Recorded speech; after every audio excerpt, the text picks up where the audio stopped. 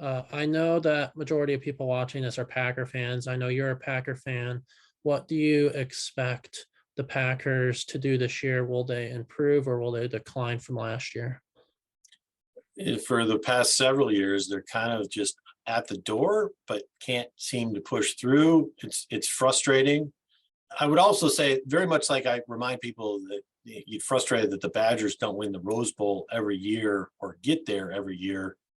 There were a lot of years where you couldn't give away Badgers football tickets. And so now the Badgers win 8 to 10 games every year, and people are unhappy if they don't reach a certain point. Same is true for the Packers. It's nice that they're successful every year, and people lose sight of that. Yeah, you want to pull more championships out of a franchise quarterback, especially somebody that's an all-time great like Rodgers. But it is nice that we're competitive every year. I still feel like every year we're missing key pieces. And so for the longest time, that was probably secondary. We just could not, we get into track meets and our defense could not hold, and eventually that would be our downfall. Last year, I think we saw our defense outperformed expectations, but going into this year, now the concern is the opposite side, and it's our receiving core, and we really don't have established weapons. Mhm. We're going to rely on Rodgers making lesser people great, which was always true of Favre, and I think for a lesser extent that's been true of Rodgers too. Where he's taken people that were not high-profile talent and turned them into great receivers. Problem is it takes time. Devontae Adams was not an overnight success. He dropped a lot of footballs in his first couple years and became somebody that people think, oh, he's a top 5 player in the league. I don't necessarily agree with that. I think he's a top 5 receiver when he's with an elite quarterback, and maybe Carr is and maybe he's not. I think Rodgers contributed a lot to that, but it does take time. And so with what they have at the receiving core, that's a challenge. Having the backfield we do, I think is great. But the offensive line has been deep, but injuries have been an issue there. And last year, it was amazing what that unit overcame and still held up with injuries, and cannot be expected every year. So I think the defense can be great.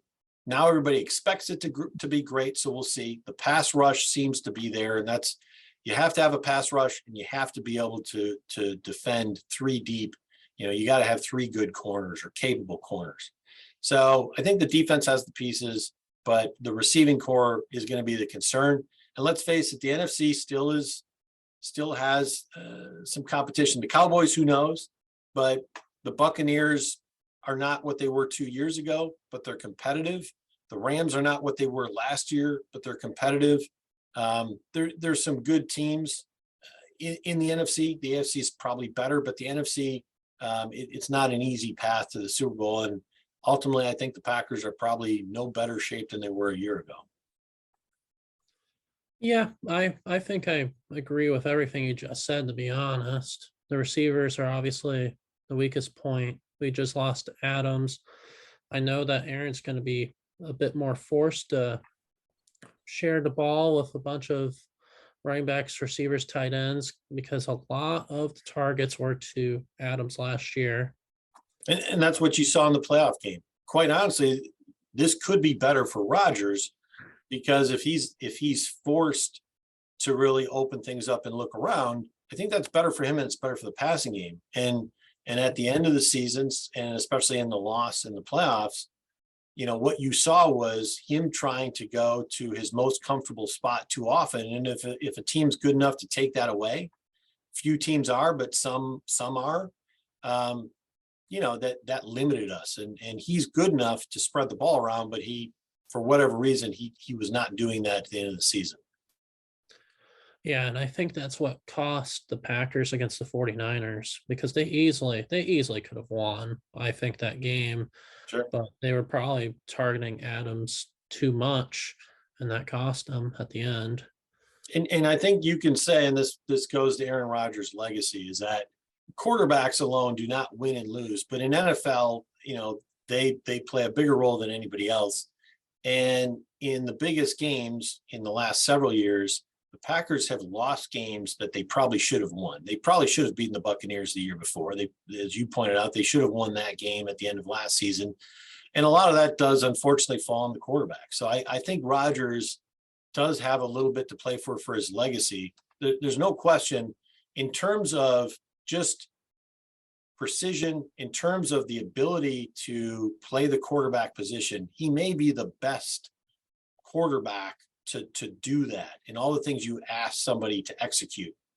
But quarterback position is so much bigger than that. And the reason that we look to people like Tom Brady and Joe Montana is their leadership abilities and the ability for them to elevate players around them, but also their ability to perform in those situations. Rodgers just has not done that. Do you see anything changing this year? Let's say if they make the playoffs, do you think it would, like, because it kind of just seems like they're doing the same thing every year and the same result is happening every year? It is. I mean, you may see a little bit of a power struggle that we haven't seen between sideline and player. You know, part of Rodgers doing what he does is his belief in his own ability and also in what he knows works. And so with McCarthy and then more recently with LaFleur, I think what you see is sometimes him pushing back on a head coach that you might not see in any other sideline, except for maybe with a Tom Brady or Peyton Manning when he was still playing. Very few players are going to get away with that. And so you could see a power struggle if there are not changes. I'm sure Rodgers is conscious of legacy, but he has a massive ego and great players do, but great players also recognize that sometimes you have to let go of certain things to get a different result. Time will tell. I think the Packers are probably going to go, they're probably going to lose to either Tampa or the Rams or San Francisco, especially if Lance does even like close to like just a top 10 QB. I think San Francisco is just going to, that'd be huge for them. That's kind of their missing piece. So I'm kind of thinking that the Packers kind of have it stacked against them this year a little bit.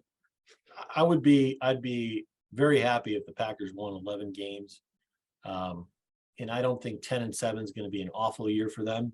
But 11-6, if they are able to win 11 games, I think that's going to be a successful regular season for Green Bay.